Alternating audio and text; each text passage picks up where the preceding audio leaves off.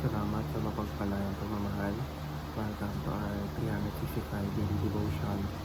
Ako po si Alexander Gomez ng March 3. Ang topic po na tatalakayin natin ngayon ay a loving relational God.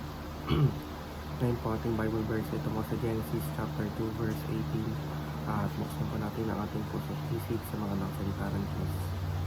Sinasabi dito na the Lord God said, "It is not good for the man to be alone. I will make a helper suitable for him."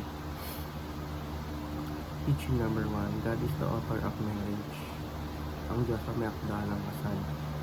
Pinapakita sa verse na ang kasal ay hindi lamang invento ng tao o bunga ng kultura at panahon. Ang Diyos mismo ang nagpasimula ng ideya ng pagsasama ng lalaki at babae. Ibig sabihin, ang kasal ay may banal na layunin at dapat galang, alagaan at pahalagahan sapagkat ito ay kalooban ng Diyos. Teaching number 2, God is the founder of the family. Ang Diyos din ang magtatag ng pamilya. Mula sa desisyon ng Diyos na lumikha ng helper suitable para sa tao, pinapakita na ang pamilya ay pundasyon ng lipunan. Ang pamilya ay hindi aksidente, kundi bahagi ng disenyo ng Diyos upang magkaroon ng pagmamahalan, suporta at responsibilidad sa isa't isa. Teaching number 3, God is the center of relationships. Ang Diyos ang sentro ng mga relasyon.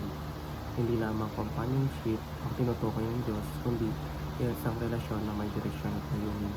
Kapag ang Diyos ang nasa gitna ng relasyon, mag-asawa man, pamilya o komunidad, nagiging mas matatag ito dahil nakabatay sa kanyang pag-ibig at kapangalan ng pagpapatawad.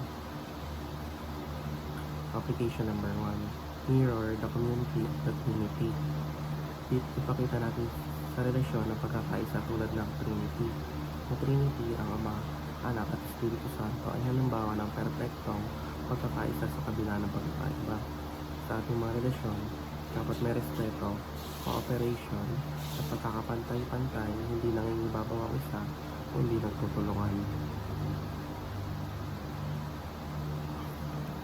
Application number 2, mend brokenness with the love of Christ. Ayusin natin ang mga sirang relasyon sa pamamagitan ng pag-ibig ng Kristo. Hindi perpekto ang anumang relasyon. May tampuhan, sakit at pagkukulang. Ngunit tinatantay na magmahal tulad ni Kristo. Mapagpatawad, mapagtiis at handang umunawa. Sa ganitong paraan, nagiging daan tayo ng paggaling at pagbabago sa ating pamilya at komunidad.